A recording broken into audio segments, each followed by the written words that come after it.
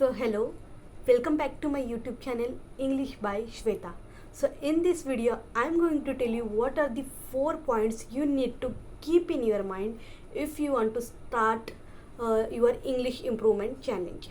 So these are the things I have realized on my English improvement journey. So as if you know from my previous video, I have started my English improvement challenge, and by the end of 2026 I want to speak fluently in English. So that's why I have started my journey.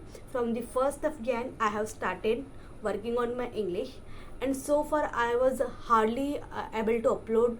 I have decided that on every day I am going to upload a video, but that become difficult for me. But this is my 14th video, and this video I am going to tell you the 4 points that you need to keep in mind if you want to start your English improvement journey. If you have already started your journey, then these are the things that will help you. So let's start this video. The first thing that you need to keep in your mind, why you want to improve your English. There might be so many things, like if you are a working person, and for some people might now say that yes, English is necessary language, it is a worldwide use language. But what is the purpose for you? If you want to improve your fluency because you want to communicate with anyone in future fluently, that might be the purpose.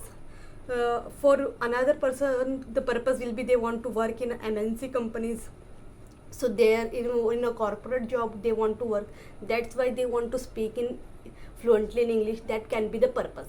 So this is the first point. You should have one strong purpose if you are starting your English improvement journey. So, and second thing is, you should have plan. So whenever you're going to start your English improvement journey, your English learning journey, you should have a plan. So this is the second point, plan. So you need to keep in your mind that what are the things you are going to do and how you are going to do to improve your English. So this you need to decide. And third, you should need to decide time. What is the time, and at what time you are going to work on your English. For example, if you are a student, then you might have some time, you will have 3 to 4 hours available to because you are a student, you come back from school, that time you will have time. If you are a working person, then it will be difficult for you. So that's why you need to plan your day according to what you do. So you need to think at what time I'm going to work on my English. So that's why third point is time.